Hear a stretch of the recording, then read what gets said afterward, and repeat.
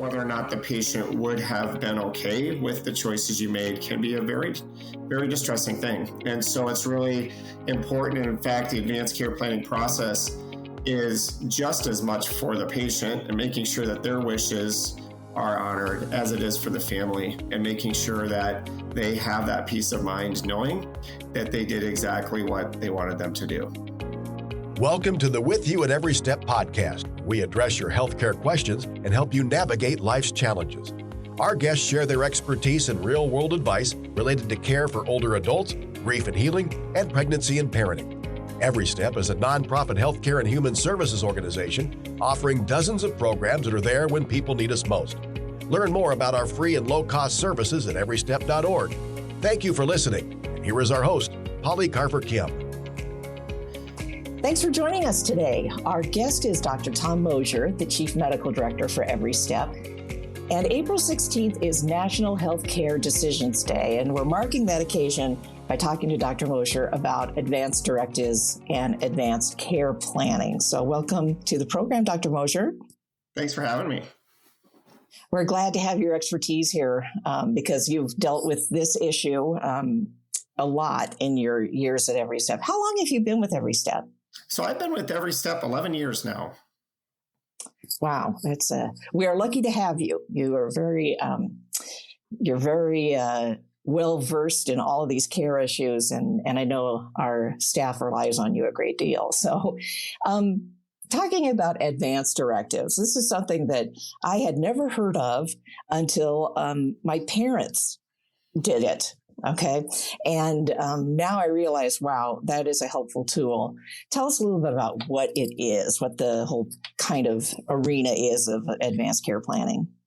Yeah, that's a good question. So in general, anytime we talk about advanced care planning or advanced directives, what we're referring to is conversations about the kinds of medical care and treatments people would want, typically if they're critically ill or in an emergency.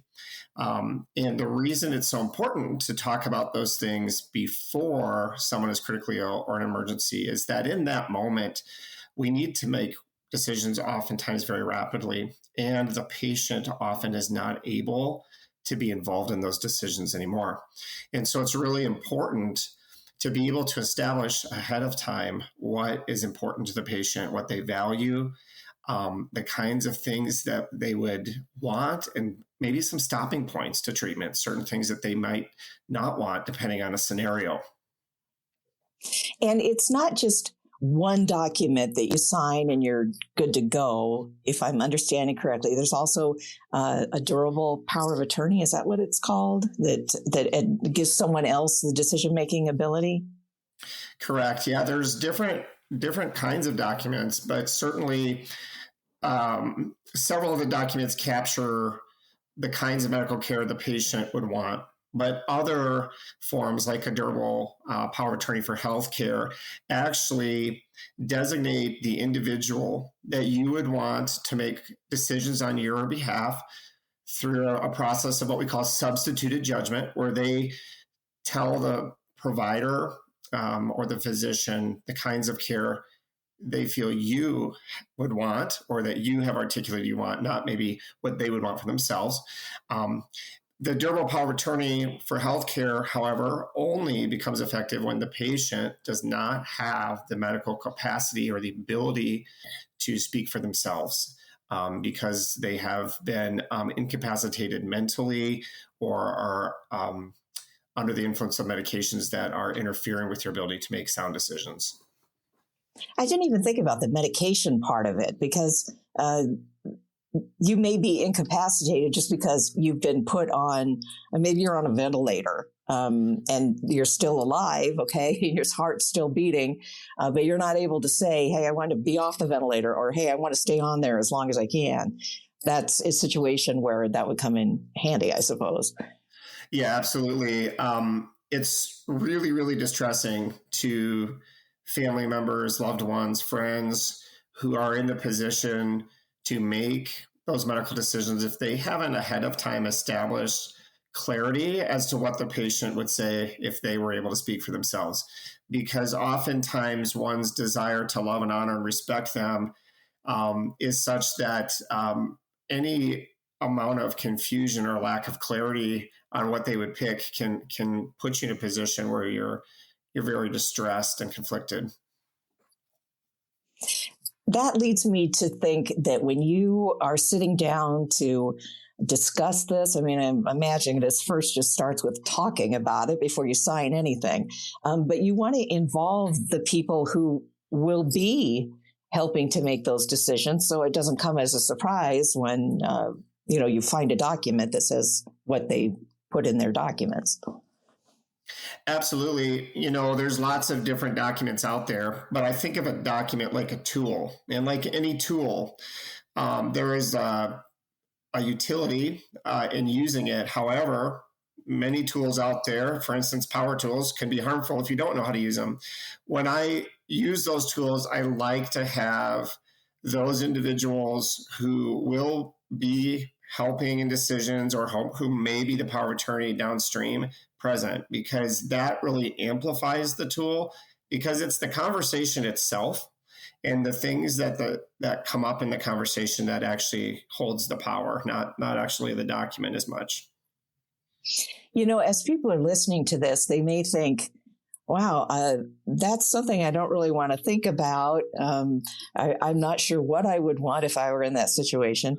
But I'm certain that you've encountered situations through your work with hospice, for instance, where people had their advanced care planning completed and those who didn't. Can you talk a little bit about some situations and how those played out for the families?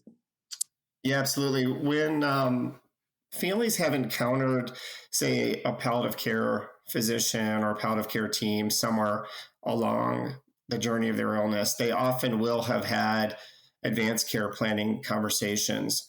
And when that takes place and changes in someone's disease state and potentially even mentation occur, it's often very clear to the family what they would want, because they've typically talked about it in such a way that they have clarity. And although they're very sad over what's occurring, they know what that individual would want. And they therefore feel empowered and feel like they are honoring them when they're making those decisions.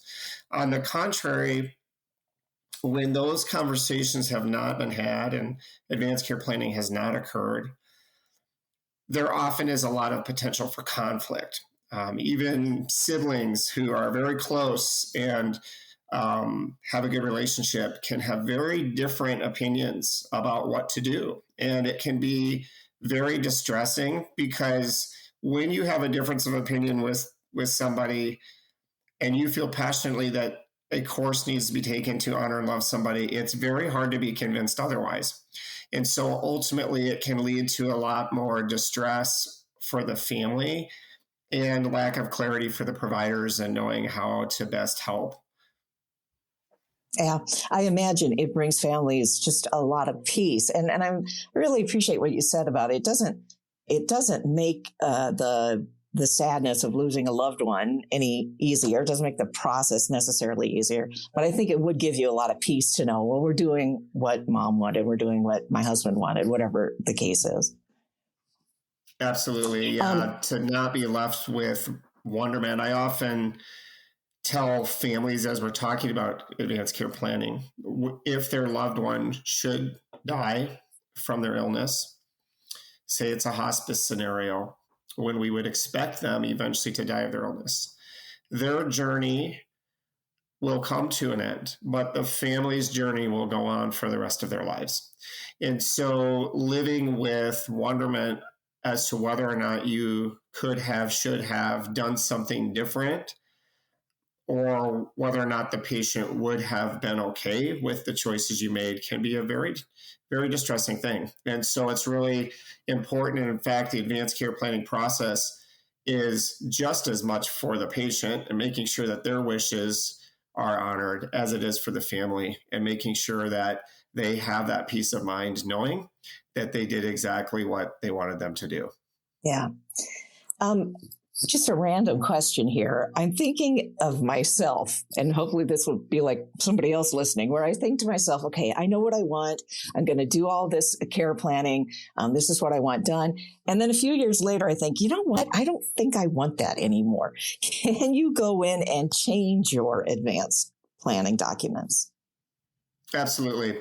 So advanced care planning documents are helpful when a patient can't speak for themselves. When a patient can speak for themselves, we certainly want to hear from them what they think, and they can always trump their decisions. They can always change their mind. And in fact, legally, all that needs to be said by the patient is, I've changed my mind, and we change course. We go by what the patient wishes and desires. Okay, good. Anything else you want to add about advanced care planning? You know, the one thing I'll add is that back in 2011, I believe, we developed a form in the state of Iowa. It's actually a national movement, and we call it the iPost form. And the iPost form is designed to be quintessentially the most powerful advanced directive out there, because it is not just a form that addresses the most common issues that we need help with in knowing what a patient wants, the kind of medical care they'd want, what they'd want us to do if that medical care failed, and what kinds of interventions they may want along the way. But it also is a physician or provider order for that. Because if you call 911 and it's well established the kinds of care you want in a will, and you hand that will to the emergency medical provider, they cannot do anything with it. They have to escalate to the highest level of care. Even if that living will says, under no circumstances would I ever want to be hospitalized or have cardiopulmonary resuscitation, it has to be done unless there is a physician there to read the will and give an order based on it. The iPost, on the other hand, is that portable order as well. So it is the most definitive and robust tool that we have. And there still is a lot of lack of understanding about and awareness as to its availability and utility. And so it is something that we really want people to ask for by name, because providers can then help them go through that advanced care planning process. That is great information.